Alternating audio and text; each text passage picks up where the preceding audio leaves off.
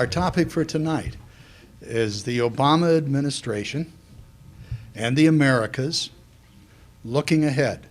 A little different from the title we gave you, but I like it even better. It's a great title, and we are interested in what the Obama administration thinks about Latin America, what it intends to do.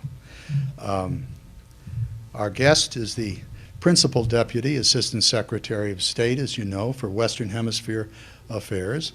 Her life's work professionally has been a marvelous straight-line development of where she is today. She's a graduate of Brown University. She worked at the UN in a center which they have for social and social development and humanitarian affairs. She did a stint at the National Security Council later. Her master's degree is from the Fletcher School of Law and Diplomacy with a concentration in U.S. Latin American relations and development. At the State Department, she's had a series of, I think all of them are interesting responsibilities for over 20 years. She was a special assistant and then executive assistant to the assistant secretary. I'm always amused by this.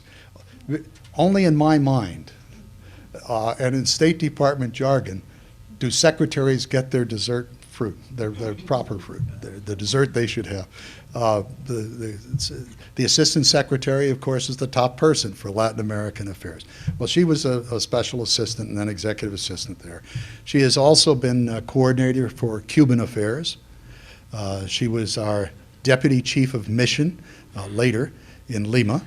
She was director of the policy planning section within the department. She's been director of Mexican affairs, and when she served as a deputy assistant secretary, it was for Mexican affairs, Canadian affairs, and NAFTA issues. And she presently occupies the position of principal deputy assistant secretary for Western Hemisphere affairs, which is the #2 position within the Bureau. She's marvelously well equipped for the topic which she has chosen tonight. It's my great pleasure to welcome and introduce Roberta, if you would, S. Jacobson.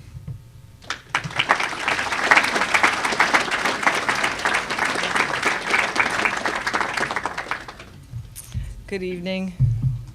I promise you I will try not to read all of these pages that have been prepared for me and not to take up all of your time with my talking, because I think the questions are inevitably more interesting than my remarks.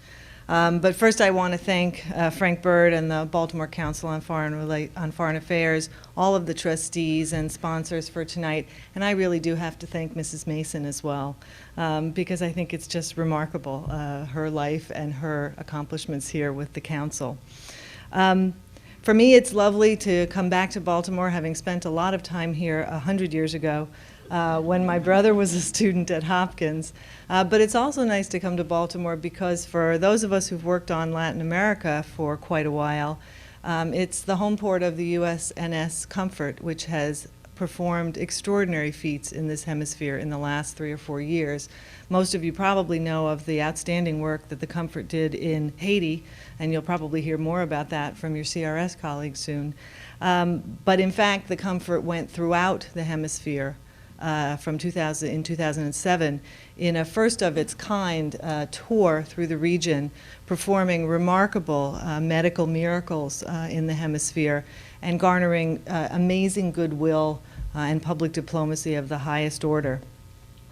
I think that for those of us who work on the Western Hemisphere every day, we see this hemisphere as the most important to the United States. It is that part of the world that we work on in foreign relations that we are a part of. And in the long run, we think probably there are few regions of the world that are as important to us in both competitiveness and interaction, cultural interaction, political interaction than the Americas. And we look at the hemisphere truly from Canada down to Tierra del Fuego and everything in between. We have an overwhelming national interest in the success of safe, stable, and prosperous societies throughout the Americas. But moreover, we are linked to those countries in the Americas through every conceivable way: geography, demography, trade, and the values of this hemisphere. And so we see now as a time that we have never been closer to this hemisphere, never needed to remain connected to this hemisphere more. But our engagement in the hemisphere really is changing, and it is denser, I would say, and more varied than it's ever been. We have the convergence of two very potent and I think highly positive trends in the hemisphere. One is the growing global integration of Latin America and the Caribbean, and the ways in which those countries are interacting with each other as well as with the United States. But the second is, despite headlines and press reports, a true consolidation in most of the countries of the hemisphere of democracies, market economies, and making true strides to ensure that those governments can meet their people's needs through both democratic and open trading policies. And we think that the hemisphere is really finding out that they can realize those benefits in growth, in social opportunity, in education, in ways that they have not experienced before. We see in this hemisphere, for example, the fact that almost every country in the region came through the most recent economic crisis without, as the old saying goes, getting pneumonia when the United States catches a cold. And that really does change the paradigm, because in the past, those countries felt those kinds of global recessions much more acutely even than in the United States, and that has not been the case this time, partly because of the reforms that were put in place 20 or more years ago. If I asked folks in this room or any room in the United States what is going on today in the hemisphere, most of us would include things like cartel and drug and gang violence in Central America and Mexico, democratic freedoms being restricted in Venezuela, and other such negative stories, and you would be right, partially, I would say. But I would also note that there are a whole lot of positive trends taking place. We would also want to remember that there are 5 Western Hemisphere countries, Argentina, Brazil, Canada, and Mexico, along with the United States, that are members of the G20, who have helped to recreate and build a stronger financial system after the latest crises. We have to remember also Mexico's global leadership on climate change, and its really dogged and skillful pursuit of diplomacy and consensus pulled together 190 nations for COP16 in Cancun. Unprecedented cooperation among Latin American countries and external partners to stem transnational crime that jeopardizes citizen safety. Brazilian and American cooperation in Africa for the first time, and bilateral agreements to help eliminate racial discrimination. And I would come back to the theme of one of the largest relief operations in the history of the world following Haiti's catastrophic earthquake just over a year ago now. People from virtually every country in the Americas were working side by side, including Cubans and Americans, responding to that humanitarian need. We saw a few decades ago the relationship with our traditional European partners shifting and moving to a focus that was more outward than inward in its transatlantic nature. And I would argue that a similar process is underway in our relationship with this hemisphere. As the world has changed, it is in fact harder to advance our interests using the traditional ways that we have always done business. I think President Obama and Secretary Clinton recognize that, and one reflection is something that many of us have heard a lot about recently, which is the QDDR, or the Quadrennial Diplomacy and Development Review. Secretary Clinton came into office believing very firmly that the Pentagon's model of every 4 years doing a bottom-up review of processes in the Quadrennial Defense Review was something that we ought to be doing on the civilian side as well. And she has focused heavily on civilian power and our capacity to lead, and the result is the QDDR. It is the same message that President Obama took to this hemisphere's leaders at the Summit of the Americas in Trinidad in 2009. And what we have tried to do is shift the focus of our relationship with the hemisphere to positive and constructive ways of interacting, and co-responsibility, shared responsibility, as we work with each other within the hemisphere, and also as countries of the hemisphere flex muscles in the global arena that they have not undertaken before. We have developed collaborative platforms such as the Pathways to Prosperity Initiative, which focuses on economic and financial efforts to improve social inclusion and economic inclusion, and the Energy and Climate Partnership of the Americas. And I'll come back to energy in just a couple minutes. These frameworks are just that, frameworks for cooperation. In many of the areas that we're working, they are led not by us, but by other countries in the Americas on projects designed to promote clean and secure energy future and share and grow the benefits of trade more equitably in our societies. I am overall, maybe congenitally, maybe just because it's what I have to do every day, optimistic about the region. Growth is projected to exceed 5% this year. Orderly election transitions of power, once the exception, are now the norm.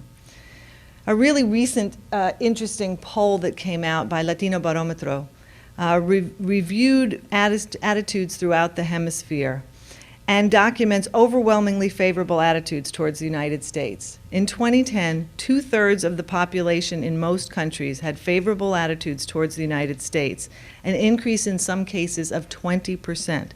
And we know that some of this is the beginning of a new administration and the optimism that that contained. But much of it has persisted. And it reflects, among other things, the direction of U.S. policy and the region's growing economic integration. Latin America is also a key part of the President's National Export Initiative, which calls for a doubling of U.S. exports in 5 years. Last month's deal with South Korea on free trade paves the way for congressional approval of long-stalled FTAs with Colombia and Panama, and we see that as entirely possible in the future. More than 40% of the region's exports come to the United States, and the region's single largest export destination is the United States. The hemisphere, including Canada, absorbs 42% of our exports, and 84% of our overall trade with the region is taking place with our free trade partners. Half of our energy exports come from the Western Hemisphere.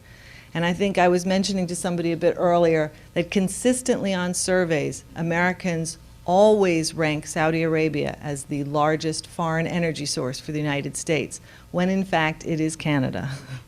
But we also see that in the Western Hemisphere, the countries are moving much faster than many parts of the world on renewable energy sources. And it's an area where we want to do more work. Our priorities in the region are varied, and they reflect the 33 countries and their unique challenges. In South America, we have particularly strong partnerships with Brazil, Colombia, Peru, and Chile. And we are seeing each of those countries, especially Brazil, Chile, and Colombia, work increasingly as leaders and mentors around the hemisphere on challenges as well as global challenges. The Secretary spent New Year's Day traveling to the inauguration in Brazil of Dilma Rousseff, and we see this as a very important signal of the partnership between Brazil and the United States and its importance. And we want to maintain that partnership, not because we agree on everything, but precisely because we do not. The UN Security Council vote on Iran sanctions last year was a case in point. We will not always agree on everything, but that mature partnership is among the most important that we have in the world. President Obama and Colombian President Santos announced the creation of the high-level partnership dialogue, which met for the first time in Colombia last fall. We're working on a new framework agreement with Bolivia, which we believe will strengthen the bilateral relationship, and we have engaged Ecuador in a range of important bilateral and regional issues, including climate change and deforestation. But one of the things that I want to take just a minute to talk about that is among the greatest concern of all citizens throughout the hemisphere, and it's reflected in that Latino Barometro poll, are the issues of crime and personal safety. They come out as the highest concerns for citizens in the hemisphere in nearly every country. And it's one of the reasons why we have launched particularly important partnerships with Mexico, Central America, the Caribbean, and a continued partnership with Colombia on citizen safety issues. In Mexico, we've built an especially close partnership over the past 3 years, in large part through cooperative law enforcement efforts and institution building programs to curb drug trafficking operations. We have recognized that transnational crime is just that, transnational. None of these entities remain within country borders. They operate outside of that framework, and so we must be working together seamlessly to make sure that they cannot take advantage of our differences. Congress has now appropriated $1.5 billion to support the Merida Initiative and assistance programs, and by the end of 2010, we were finally able to deliver the majority of the heavy equipment that we had promised the Mexicans and move into a phase which is more focused on institution building and training and working with communities. We're increasing our own domestic law enforcement efforts to dismantle Mexican supply networks in the United States. And I would point out to those who sometimes argue that we have to be aware of or fearful of spillover from Mexico to the United States, that is not just an issue that concerns our border states. Mexican cartels now operate in over 230 cities in the United States. They are the major narcotics traffickers operating in the United States. So the notion that we can avoid spillover effects, I think, is just not correct. It is here. We are confronting it. Our children and our streets confront it every day. But we've learned from long experience that success in one country increases pressure in others. And that's why we're working to enhance citizen security through the Caribbean Basin Security Initiative and the Central American Regional Security Initiative. And our support for those countries is not limited to security. In El Salvador and in Honduras, the Millennium Challenge Corporation has spent almost $700 million in recent years modernizing farms, building or improving highways. In the Caribbean, through the President's Emergency Plan for AIDS Relief, or PEPFAR, the United States is working with 15 Caribbean countries to treat and prevent exposure to HIV. And we are also taking a very hard look and working increasingly cooperatively with other donors and partners, such as the EU, Spain, Canada, and the international financial institutions, recognizing that the pressures on our own budget during this particular time are going to be quite severe. Although I've only been in the principal deputy assistant secretary role for about 6 weeks, one of the first things that I had to undertake in this new job was migration talks with Cuba that we held in Havana last week, and I was the head of delegation. And I think those talks really reflect the fact that while we remain very concerned about the situation in Cuba and would like to see much more changes take place much more rapidly, we do want to continue to engage the Cuban authorities directly on issues that are of great importance to our own security, such as direct mail service, migration, search and rescue issues. And also, I would just close on that area by mentioning that it is very clear, and I think you've seen this in the commemoration events vis-a-vis Haiti in the last couple of weeks, that our commitment there will be sustained. The progress in Haiti has clearly been uneven and not as quick as any of us would like, but it has deepened the resolve and commitment of the international community to remain engaged and continue that effort till its conclusion. On the overall democratic challenges in the hemisphere, I think that we recognize that all of the integration that's taking place, whether economic, citizen safety, or on energy, requires stronger and more effective regional institutions. This is, in some respects, both a bright spot and a problematic one. There are multiples of new regional organizations that are growing, reflecting the integration of the hemisphere, some that include the United States and some that do not.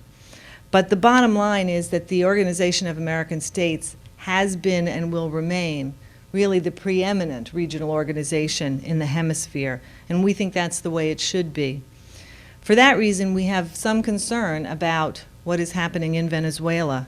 When we look at the Inter-American Democratic Charter, which was signed on September 11th in Lima, Peru by Colin Powell, 2001, we recognize that some of the actions that are taking place in Venezuela these days clearly fundamentally go against the grain of what's happening elsewhere in the hemisphere and what is enshrined in that democratic charter. And so we will continue to look for positive ways to engage with Venezuela, but we do have grave concerns. So in closing, let me just say that I think what we're talking about with our neighbors in the hemisphere is the broadest range of issues that you can imagine. One of the things that strikes me continually when I work on this hemisphere is the fact that every agency of the U.S. government, even those that we would routinely think of as domestic, in fact is engaged with our partners in this hemisphere. And we will continue to try and keep those engagements positive and focused on inclusion and bringing the benefits of integration and democracy to more people in the hemisphere as we continue to fight issues such as poverty, human rights issues, labor rights, and press freedoms. But we're also committed to a vision of U.S. policy that is respectful and is one of shared responsibility. We value the dialogue that we have with citizens throughout the Americas. We are increasingly focused on youth, who make up an enormous part of the demographics in those countries, and we find we have a whole slew of new tools for those of us who are old and have to struggle to learn them, but many more tools for engagement online and through new forms of media or sports diplomacy and other forms of interaction that are critical to our engagement. But I think that this partnership that we are trying to ensconce and institutionalize, especially coming this year, the 50th anniversary of the Alliance for Progress, is one which really is embraced by the majority of leaders and people in the hemisphere. And so we're optimistic overall about the future of our engagement with this hemisphere and the future of the hemisphere itself as one that is beneficial and positive for the United States. Thank you very much.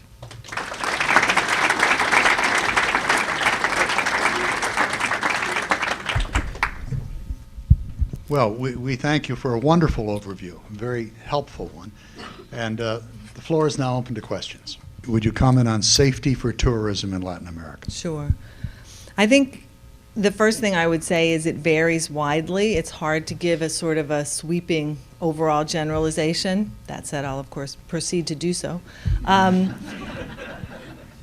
You know, I think in general terms, travel to the region is, despite the situation of common crime in many of the countries of the hemisphere and the concern that citizens have about that, travel to the hemisphere for tourism, for cultural events, for just exploration is probably safer than it's ever been. I certainly remember when I was working on Peru quite a while ago, the fact that tourists felt inhibited from taking the train from Cusco to Machu Picchu because there were so many terrorist activities that were taking place along that train route.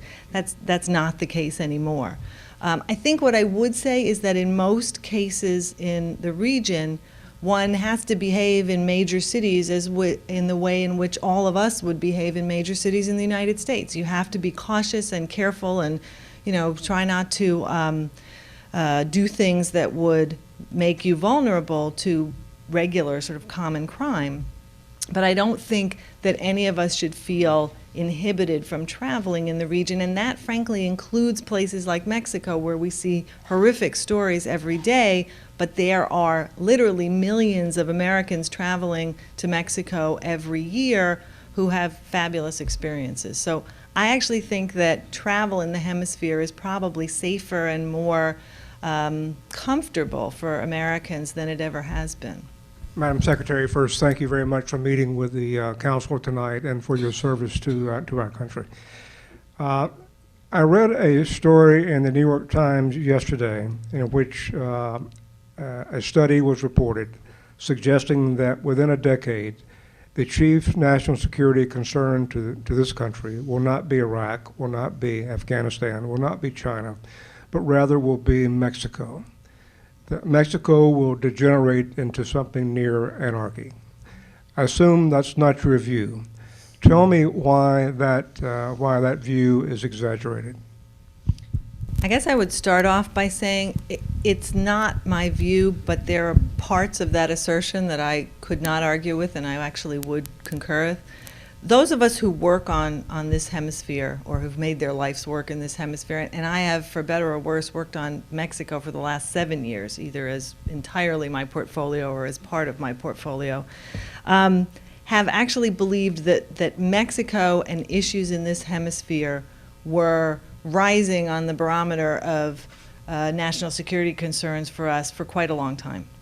And we have argued that, without being alarmist, this government needs to focus a lot more time, attention, and yes, possibly even money on Mexico and frankly, the phenomenon of transnational crime that we're seeing elsewhere as well. Because if you've seen some of the news reports, you've also seen that Guatemala has had an increase in transnational crime and drug trafficking in some respects as a result of Mexico's efforts, and has declared certain parts in northern Guatemala as a state of emergency for the past couple of months. So we don't think it's just Mexico, to be honest, but it certainly is in its largest and in some respects most important form for the United States directly in Mexico. What I disagree with fairly strongly is the notion that Mexico is on a path or even seems likely to degenerate into anarchy. And I think that's really, really important to underscore, because there have been a whole lot of kind of failed state criticisms of what's going on in Mexico. And I would say that really is very far from the truth. There is clearly a significant national security problem in Mexico. You have a situation in which drug trafficking, which had at one point centered in Colombia in terms of the management, if you will, of cartels, clearly after the Colombians were increasingly successful at pushing those folks out, transferred to Mexico, and Mexican cartels clearly are the dominant ones in the narcotics area right now. And frankly, cartels operate, I would argue, exactly the way other multinational companies operate, except illegally and with extreme violence. That is to say, they are agile and able to move from one place to another. They are protecting their supply routes, their distribution. They are training people. And I think we have to think about them more holistically as multinational enterprises as well. I think our government has begun to do that. And I think perhaps more importantly, the Calderon administration in Mexico has done that since they came into office in 2006. But there is no doubt that if you choose, as President Calderon has done, to take on the cartels frontally, and he's used that phrase, things are, quite honestly, going to get worse for a while before they begin to get better. And I think that's what we're seeing right now. But I would also argue that Mexican institutions and the assertion of state authority is still quite strong in the vast majority of Mexican geography and affecting the vast majority of Mexican citizens. Now, that isn't to say that in places like Ciudad Juarez, right on the border with the United States, or Sinaloa state, which is obviously severely problematic, or other areas of Mexico, there are not real battles for whether the state will maintain that control. But I do not see this as a situation in which we are going to have failed states, actual states of Mexico, or a failed state, the country of Mexico, anytime in the near future. In fact, I think it is likely that we are approaching a time when things will, for lack of a better word, sort of bottom out and begin to get better. If you look at statistics like the number of high-ranking drug traffickers arrested over the last 8 or 9 months, it is way up. I mean, dramatically up after over a year of almost no activity on that front. And I think that speaks to increased effectiveness and capability of Mexican law enforcement, intelligence, prosecutors at prosecuting this effort, this battle against the transnational crime. But I do think this is a very serious national security problem, including for the United States, that we need to put pretty high on our radar screen because it is one that affects us very, very directly, as I mentioned, with the U.S. cities involved. The first question was, why not legalize marijuana in the United States, a great market for drugs, and isn't marijuana a high-profit item. Okay, let me, Sorry, just to correct, the question is actually, have you Have guys we? Yeah, evaluated no. the impact of that? Yeah. Not necessarily that. The underlying statement is, have you thought about it? it's a short answer to that question in terms of have we looked at legalization, and the impact is no. Now, I want to expand on that just slightly. We are not, as a government entity, to be honest with you, going to spin out the hypothetical or the research project that would involve. It just isn't what we do. And U.S. government policy at this point is not that we should, in fact, explore legalization. That said, that is the role of lots of other organizations in the United States who are focusing on that. And frankly, we do think, as a State Department, that people need to look at all of the possibilities or options, but it doesn't necessarily mean that that is where we're heading. There are organizations, the RAND Corporation, there was a study that was done, that was put out, which was more of a policy-focused study by 3 former Latin American heads of state a couple of years ago, I think under Brookings auspices, which was Fernando Enrique Cardoso, Ernesto Zedillo, and I don't know if it was Cesar Gaviria from Colombia, who all came out on the side of changing policies throughout the hemisphere in support of legalization. I think it's been really unclear what the impact of legalization is. The studies that I've seen have not been able to sort of zero in on a firm conclusion. And to some extent, I think if you look at the debate over, was it Proposition 19 in California last fall, if you look at that debate, it's a microcosm of that debate nationally.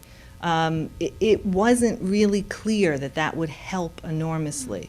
But I understand the common sense logic that says remove the criminality from this and you will also potentially reduce the violence. So my view would be that other people should continue to look at that issue, but it's not where we think we need to go right now. And I will tell you part of the reason for that.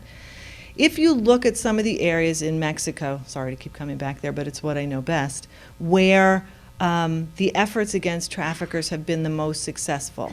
And I will take, for one example, Tijuana, San Diego, where some of the efforts to put the 2 particular cartels, because it's one cartel that has split there, out of the drug business, were quite successful. What you see is those cartels going into other forms of criminality. Extortion, kidnapping, and other forms to simply earn the money. And that's why I talk about them as multinational corporations, because it isn't necessarily that they love drugs. It's that they love the profits of drugs. And if you can move them out of those profits, they will go into other illegal areas to earn profits. So I'm not as sanguine as some that legalization completely reduces all of this. But I will acknowledge that the amounts of money generated in the drug trade are still at a level which is, quite frankly, unfortunately, almost irresistible to some. And that is part of the problem. The other thing that you mentioned was marijuana, and I think the role of marijuana in the larger question of transnational crime and narcotics trafficking is a very important one. Most of the work that I've seen done on marijuana concludes, and most of our Mexican interlocutors tell us, that it's very clear that marijuana is the largest cash producer for the cartels. It is their source of liquidity. It isn't the highest profit margin, though. The highest profit margin is clearly methamphetamine and the synthetic drug areas. That is to say, versus what you have to put into it. And the transportation is easier and other things. So I would argue, quite honestly, that synthetic drugs are something that we have to be paying a whole lot of attention to, because I see, unfortunately, that as the wave of the future, given that the profit margins are actually much higher on synthetic drugs. But marijuana still does, in fact, sort of provide the liquidity, the daily cash flow for a lot of those cartels. So it is still a significant issue within counter-narcotics policy. 2 questions.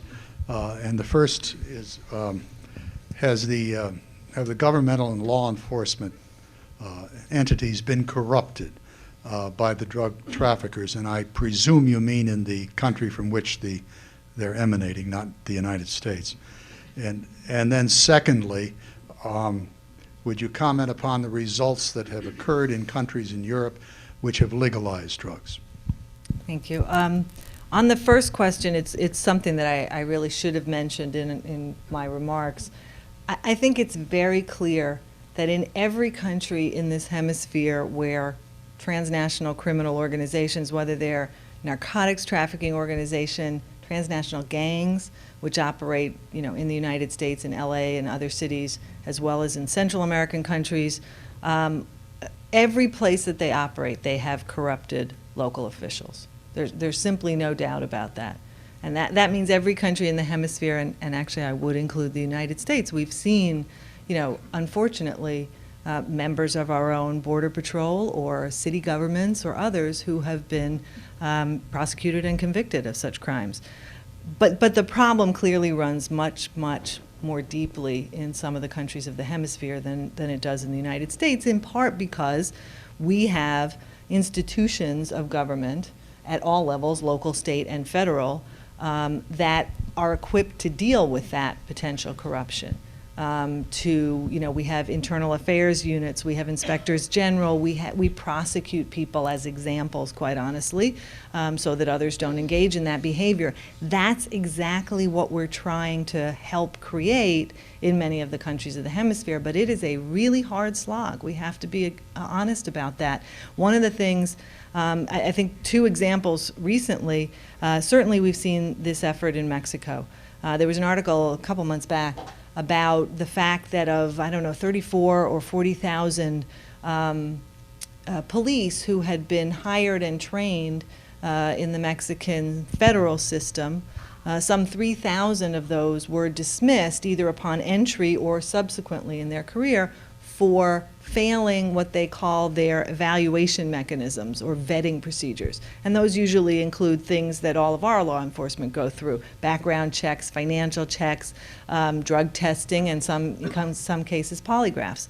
And the story, as it came out, was all about, sort of Mexico is failing because 3,000 guys had to be fired out of their police force. And again, I may be Pollyanna, but to me that was actually a good news story. Because what that said was the procedures are beginning to be in place and beginning to work. Do I think it got everybody who might be subject to becoming corrupt? No. Do I think that there may not have been some people in that batch who weren't perhaps, corrupt, but failed exams? But they're working on that, they're trying. We saw in Jamaica last year an effort to, when the Supreme Court ruled on the extradition of a particularly powerful cocaine trafficker, there resulted in gun battles in the street in the neighborhood where he was resident, which clearly part of the problem was he was being protected by local police and local government officials for years. And he has subsequently been extradited to the United States, but this is still a serious problem in the hemisphere, and the focus on cleaning up government institutions, creating clean institutions, and keeping them clean, because it's not just upon entry, it's the constant sort of reevaluation of officials as they go up the chain, is one of the hardest things that these governments are beginning to tackle. And I think it will probably take quite a while until we really can see big results there. It's one of the reasons, for example, why this notion of extradition to the United States gets so much attention. Extradition at its core, in some respects, is the exporting of the solution to the problem. That is, putting people in jail in the United States in which we can, in fact, ensure that they don't carry on their illegal activities and that they do face justice, is a postponement, in a sense, of what you really need to have, which are domestic institutions in those countries that can arrest, prosecute, convict, and adequately imprison those folks over the longer term. And the Europe. European, I'm a little bit less knowledgeable on this one. My experience has been the following, and I know that there will be lots of others who have a great deal more information on this than I do. Not that many countries have fully legalized in Europe, but one of the things that you have seen over the last 5 to 10 years, which I have found very surprising, is that more and more of the drugs being produced in the Western Hemisphere are actually not coming to the United States. They're going to Europe. And they are, in many cases, going to Europe from South America via Africa and then north. Some of the, and that is to satisfy an increasing demand for drugs in Europe. That breaks down a little bit differently: Western Europe, Eastern Europe, newly independent states, if you will, the former Soviet Union. There are lots of distinctions within that overall bloc. But it's hard for me to judge the legalization efforts a true success on a regional context when we see increasing demand for those drugs throughout that region. And I think that the European countries are still struggling with the right balance, if you will, of where softer measures or legalization are more effective and where they have to actually beef up law enforcement and pressure on the crime syndicates. Well, the question is, how does the State Department and the United States respond to Bolivian recent elections? And you specifically mentioned, other than looking at it as a clone of Venezuela. It's a great question, thank you. And I think it gives me an opportunity to say something that's very important, which is it's really unfortunate when countries in the hemisphere end up grouped together in what results sometimes in a very simplistic argumentation. And I think that at times, folks outside of government, as well as in the past, have kind of grouped the Venezuela, Bolivia, Ecuador axis as if it were monolithic, as if it were the same. And I think that's very far from the truth. And I think one of the most important things that we're trying to do is make sure that our relationships with each of these countries reflects the reality of that country, not necessarily some oversimplified neighbor perspective or even sub-regional perspective. And the Andes is a great example of that, because the diversity among the governments and the societies is really very large. We have spent a significant amount of the last 2 years in this administration working to try and get the relationship with Bolivia back to one that's more positive. We actually believe really strongly that there are a lot of issues on which we can agree, and a lot of issues on which we can move forward without some of the acrimony that we had in the past. And we think part of the reason that's critical is not just because Bolivia is important to us, but because Bolivia under Evo Morales is important as a symbol of the fact that we can work with the first indigenous elected president in that country. I remember at the beginning of President Lula's term in Brazil, the expectation under the Bush administration, honestly, was that that was going to be a real tough relationship to manage. That wasn't going to be prosperous. These two men were clearly so different. And the result of that relationship during a time when some of the other relationships in the hemisphere were really not very productive was remarkably positive. And I think that we can get past some of the caricatures if we work really hard at that, and that's really what the framework agreement is about. The Bolivian government made clear that they would like to have a more positive relationship, but they wanted that to be, frankly, within the context of some kind of an overall framework that we could negotiate with each other that would set us off on sort of the right path and not rehash old arguments. And so we've tried to pull that together in the framework agreement over the last couple of months, and at this point I'm fairly optimistic that we'll be able to go forward in a very positive way, and frankly, as soon as possible, return ambassadors to capitals, because I think that's important. And we will continue to disagree on some issues, but I'm fairly optimistic, and it's one of the reasons why I mentioned both Bolivia and Ecuador, because in Ecuador as well, I think we've made some very real progress with the government of Rafael Correa on issues that are of common concern, even while we obviously disagree on significant other issues. Would you summarize our evolving relations with Cuba? I will try.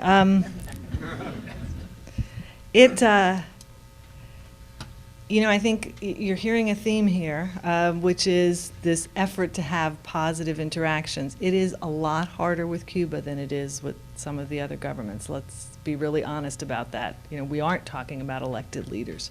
We aren't talking about a society where people can have constituent assemblies and argue over everything, et cetera, in that open fashion. One of the things that struck me being in Havana for the first time in 15 years when I was there last week was, I don't want to say how little it had changed, because quite a bit had actually changed, but it hadn't changed as much as most other countries in 15 years. But I do think that, again, we come back to the Obama administration's desire to try and move ahead in pragmatic ways where we think it's in our interests. And that will be the guiding principle. We are not going to trade away universal principles on human rights or democracy. But we do think it is in our national security interest to engage with the Cuban government on things that are of critical importance to us, migration, and issues such as counter-narcotics even. But we don't, what we really want to try and expand, and this is the main reason for the regulatory changes that were announced last Friday, what we really want to try and expand are people-to-people contacts. Because this has never been about the Cuban people. It has always been about the Cuban government. And that's really the clear distinction we want to make. So the regulatory changes, which will probably get published in, I would guess it's about a week and a half to 2 weeks now. The goal of those regulatory changes, many of which, I have to say, many of which take us back to the Clinton years. They aren't radically new in some respects. But they do reflect some changes in sort of the world since then. Many of those changes are directly designed to ensure more people-to-people contact. So, for example, one of the biggest changes is that there are now more categories of travel to Cuba that will be allowed under what's called a general license. And a general license, as opposed to a specific license, a general license essentially means you say, I am a member of a church group. My church group is going to Cuba. I do not need to ask for permission from the Treasury Department for my trip. I am clearly within the category that has been granted a general license, so I may go.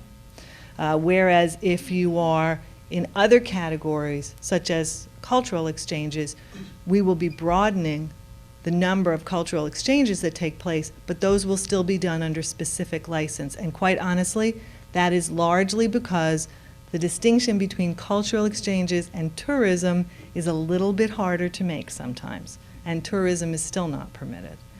So religious groups and educational institutions, especially educational exchanges that are in programs that give credit, will now be under general license. And that should enable many more groups and organizations to actually travel to Cuba and learn about the Cuban people, interact with Cuban universities, work with Cuban churches.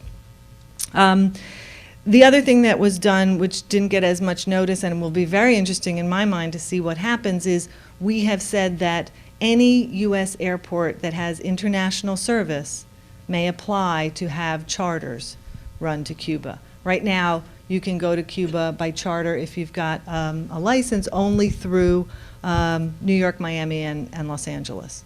But there is some indication, especially with the increase in people and groups that may go under the new regs, that there would be sufficient demand in other cities in the United States. And that will now be, you would have to apply and get permission to open the charter service, but that's certainly now possible, whereas it wasn't before. So our hope is that all of these efforts, and that, for example, is the goal with direct mail service. And we've been talking about with the Cubans about direct mail service over the last year or so, and we're still not there yet. We've still got things to iron out. But when people ask us, well, why are you continuing to work on direct mail service? That's something you have to talk to the government about. It is. We have to talk to the government about it because to set this up will involve governments. But in the end, direct mail service is the quintessential people-to-people type of program that we'd like to see stimulated. I should also mention, because I really don't want to leave the subject of Cuba without it, that I was able to visit Alan Gross, who is an American who has been imprisoned in Cuba for 13 months now. We have asked for the head of our migration delegation to see him the past 2 times. We've held migration talks in Havana. The previous time they did not grant that permission. This time they did. Going much further in engaging with the Cuban government on other issues than the ones that I've talked about is frankly going to be exceedingly difficult while Mr. Gross remains in prison. It's simply, I think, untenable for us to ignore that fact while we improve the relationship with the government in additional ways that may be a little bit more beneficial. And that is really too bad, because there's more things that we might like to do. And I remain hopeful, as I am on most situations, that they will release him very, very soon. But we have continued to call for his immediate release because we think it's unjustified that he's been in prison this long, not charged, et cetera. So that remains a sticking point in the relationship. Can I just say one more thing about Cuba? I'm sorry, because there was one more thing that really struck me when I was there, like incredibly strong, was that all of the attention these days and the kind of the buzz that you feel and hear from government interlocutors, from non-governmental organizations, from the church, from everybody, was on the economic changes that are coming. And that is going to be fascinating, because the Communist Party conference that's being held in April will be devoted entirely to economic measures. And this is the first time they've held such a conference in a number of years, and certainly the first time, possibly forever, that they've actually had the sole reason for it be the economic changes. And everybody is talking about them and what they will be and what they will mean. And there's a huge amount of anxiety in Cuba about what this means for them in the future, but also, quite honestly, a huge amount of anticipation of what might be better with an economic opening, if that's the way it goes. It is a follow-up question and a follow-up to your answer to the question about Cuba. I think it's almost unarguable that the policy that we've had regarding Cuba for the past 50 years or so has not been successful. I guess the first question is, would you agree with that those policies have not been successful? And the next is a hypothetical. If you were not the principal deputy assistant secretary, but rather you were the Secretary of State, and you had a magic wand, and with the power of the President of the United States and the Congress of the United States, how might you change our policy regarding Cuba? Only the magic wand is improbable. I think that if the answer to the question, or if the premise of our question on whether U.S. policy has worked is, has it brought about a democratic government in Cuba, then nobody can deny that that is not the case, that we have not succeeded. But I think if the answer is, have we made clear to the Cuban government that we disagree with their methods of governing, with their unwillingness to give basic human rights to all of their citizens and allow them to choose their own future, both economically and politically, while trying to make clear to the Cuban people that we have no argument with them, I think we've been more successful, considerably more successful. I don't actually do hypotheticals. I think they're extremely dangerous, and I have to say that in this particular case, I would not want to do anything to change having my current Secretary of State. According to most reports, they're everywhere. But the question is, where's the next Brazil? Everyone hopes they're everywhere, I suppose, because really what's happened in Brazil has been truly remarkable. And I think, Dilma Rousseff comes into office with, a remarkable base on which to build, left to her by President Lula. And I think the other thing that's interesting for me, having worked on this region for so long, is that our engagement with Brazil in many of our minds, is finally approaching the level of attention that it should always have had. You know, for those of us who are, for better or worse, sort of veterans of the 80s and the focus on Central America, we all understand that that was part of a larger set of issues during the Cold War. But there were certainly lots of us who even back then said, you know, we need to be paying more attention to Brazil, to Mexico, to Argentina, et cetera, to the big countries. The next Brazil, I don't know that there is one. Surely my Mexican colleagues would want me to say Mexico, or Mexico again, because in some respects, of course, Mexico, you know, sort of started the trend, if you will, under NAFTA and the growth that occurred with NAFTA. One of the biggest problems that we've seen in the hemisphere, and Brazil itself was not sort of immune to this, is that this series of reforms that were undertaken largely in the 90s, economic reforms, in most countries in the hemisphere were only partial. They were never really completed. Mexico is the most sort of dramatic example of this, but there are lots of others. And when lots of people talk about free trade agreements and why things haven't gotten as much better as they should have, what people tend to forget is nobody should have or ever did promise that free trade agreements alone were going to solve poverty and lack of education and social inequality. They had to be accompanied by a series of structural reforms in those countries, which in most cases have only been partially completed. The countries that have done more of those reforms, frankly, on their own, have done better. Chile is the prime example of that. Colombia is a good example of that, which hasn't yet gotten its free trade agreement with us, but frankly has it with just about everybody else who counts. And we are, in fact, losing market share on critical agricultural issues because we don't have the free trade agreement. So I'm not sure where I see the next Brazil. Nobody will approach Brazil, obviously, in its size or importance in the world. But I would keep an eye on Chile, obviously, although it may be an old story, Colombia, even Peru, which I think is doing remarkably well. I would look at little El Salvador, the little country that could, which has always, including during wartime, done better economically than its neighbors for a variety of reasons, and is, I think, really, while confronting some really serious challenges, kind of poised to, again, kind of move away from the pack. And we'll see. And the one country I'm not mentioning here, and it's pretty obvious, unfortunately, is Argentina. Because I can't put it in that category, unfortunately. I would like to. I've spent a lot of time in Argentina, and I lived there twice. And, you know, Argentina should be in that category of countries, either already making it to the next level economically or poised to do so. But unfortunately, I just don't, that's not happening because of policy decisions that have been made over the last decade or so. Well, this has been an extraordinarily informative and helpful evening. Thank you so much. Thank you.